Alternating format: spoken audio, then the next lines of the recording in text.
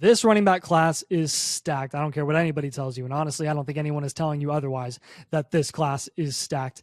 And Bijan Robinson is one of the best RB prospects we've seen in a long time, and probably the best one since Saquon Barkley. And that's who we're going to talk about today. We're going to talk about some landing spots for him, some potential landing spots in the NFL, how that'll affect his market value, if at all. But before we get into it, please make sure you like this video and subscribe if you haven't already. That's a real easy, free way to support this channel. And if you want to get more content, all things Dynasty, go check out our locals page in the description. Let's get into it. Let's talk about Bijan Robinson today. Obviously, you don't need to know anything about his college production because I already know that you already know all about it, because everyone wants to know how good Bijan Robinson is going to be. Everyone wants him to be that next generational talent. And honestly, I can't argue against it. I think he's going to be an early to mid first round pick. And honestly, there are a lot of potential landing spots for him here. I would argue that about half of them are realistic because I just don't think he's going to fall that far. He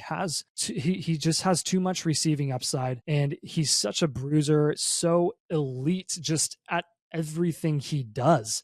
And honestly, he's no Saquon. He's not otherworldly or insane like Saquon was as a combine prospect, but I think his ceiling is going to be just as high in the NFL. So let's get into this. Let's talk about the Detroit Lions. Obviously, this pick is gotten a lot of buzz and a lot of mock drafts. I think these could subside a little bit with some of the recent moves that the Lions have made in free agency, obviously signing David Montgomery. How much does that really mean for Bijan Robinson going to the Lions or not going to the Lions? I don't know, because I mean, what's David Montgomery really going to do there in Detroit? Is he going to really take that Jamal Williams role? I don't know. I think it's questionable. Do they really have that much invested in Montgomery for them to not go out there and draft an elite prospect like Bijan Robinson when they have 2 first-round picks? I still think it's possible that the Lions grab him here. What does this mean for him? I think there's pros and cons to it. He's going to be in one of the most elite, high-producing fantasy offenses in the NFL. He's going to have a ton of opportunity, a ton of passing opportunity. Jared Goff has shown that he can support the receivers, the tight ends, and even the running backs. I think one of the big concerns, obviously, is going to be DeAndre Swift. DeAndre Swift is going into his 4th season, obviously being very disappointing last year, not even struggling with injury much last year, just struggling with snap share. Like, he was being beaten out by Jamal Williams. But again, I still think he's going to be a threat there. He could take some targets in the passing game away from Bijan, and he could even take some red zone touches away. So that's something to keep an eye on. However, if Bijan falls significantly in market value because of that landing spot, I'm buying him all day. I think he's just too good of a talent. Another landing spot is going to be the Bucs. Yes, I know Rachaad White is there. Yes, I know everyone thinks he's all that and he's so great, but they don't have much invested in him. He was a 3rd-round pick. And we know what the NFL does with running backs that they haven't heavily invested in terms of draft capital. If they find a running back that has the same tools as the one that they currently have, and they can build upon that and get better, they will get better, and they will spend a 1st-round pick. They will spend a 2nd-round pick on Bijan Robinson to replace Rachaad White. If Bijan Robinson goes to the Bucs, Rachaad White is dead. Is that going too far? I don't know. I don't know if it is. Honestly, I would be incredibly low on Rachaad White. I would want no shares in him really whatsoever. I don't care what he does at the beginning of the season while Bijan gets implemented into this NFL offense. If Bijan Robinson is going to the Bucs, it's all Bijan. See you, Rachaad White. Moving on to the Eagles. Yes, I know the Eagles think, oh, you're not going to draft anyone. Well, that's going to change now because you let Miles Sanders go. I know you wanted Miles Sanders to stay, but he's gone, and now they're in the market for a running back. Could they get Bijan Robinson? They could, maybe. I just don't see him falling that far. I don't see him falling to pick 31. I don't see him getting even close to pick 31. I really think they're going to get a guy like Charbs or Zach Charbonnet or Jahmyr Gibbs. However, if he goes to the Eagles, how could you not be excited about that? I mean, look what Miles Sanders did, and he's a fine talent. He's nothing elite, nothing crazy, and he did great in that 6-back offense last year. Imagine what Bijan Robinson could do in the Eagles offense with the dual threat backfield, Jalen Hurts and Bijan Robinson back there. I mean, who are you going to guard? Who are you going to focus on? If you focus on Hurts, Bijan's gone. If you focus on Bijan, Hurts is gone. Pick your poison. They're both just going to feed off each other and help each other significantly. I think Hurts's rushing touchdowns would go down, and I think they just give all those to Bijan to protect Hurts, honestly. I think you want Hurts to keep doing those unfair QB sneaks that they do on 4th and short all the time. But in the red zone, man, if you want to keep Hurts healthy, he did struggle with a shoulder injury at the end of the season.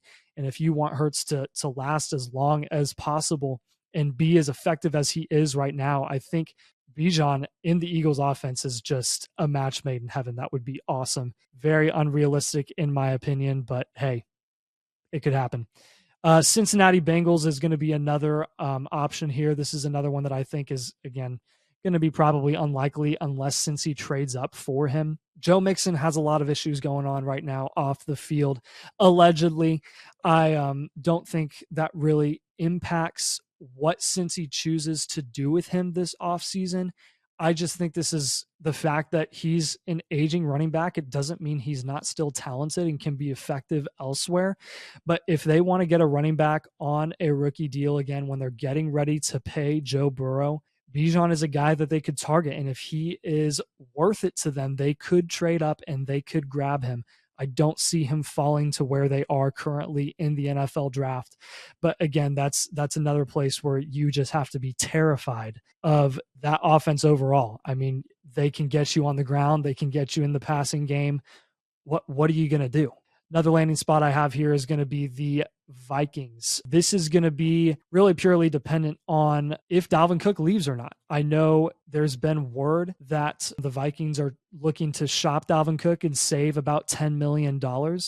I think it's possible that they could get rid of him. Do I think it's likely?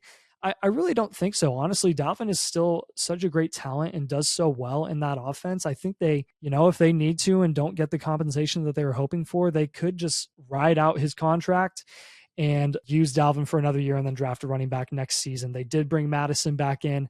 I don't think Madison is going to be a full-time starter. If they can get a hold of a guy like Bijan Robinson, then Bijan's going to get that starting job and Madison will be the RB2 again. I mean, you're talking Bijan Robinson there as the running back 1 with Justin Jefferson in the receiving game. That's just going to be another elite offense that you're talking about. It would be interesting to see how they utilize him. I would be more intrigued by Bijan's receiving upside in that offense if he went to the Minnesota Vikings, just because of how they've been utilizing their RB room recently. And with Dalvin Cook, really some of his most effective play has been in the passing game. So again, that's just such an intriguing landing spot.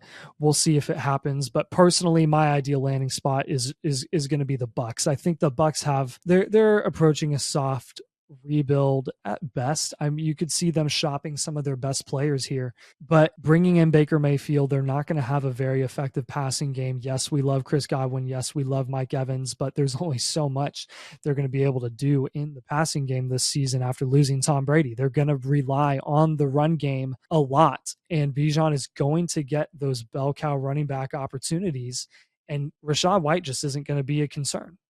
So to me, it's got to be the Bucs for an ideal destination in terms of immediate production. I think he goes into that Bucs offense, and I think he takes off immediately. Market value-wise, is he hurt in any way by any of these landing spots? I think, again, like I said earlier, I think it could be the Lions. If he goes to the Lions, there are still some DeAndre Swift truthers out there, and honestly, I don't blame you. DeAndre Swift is a great talent, and if Bijan ends up going to Detroit, I'm really concerned about what he does in the red zone. I mean, that's where most of your points are coming from, or touchdowns, red zone opportunities. I mean, that definitely would cap his ceiling.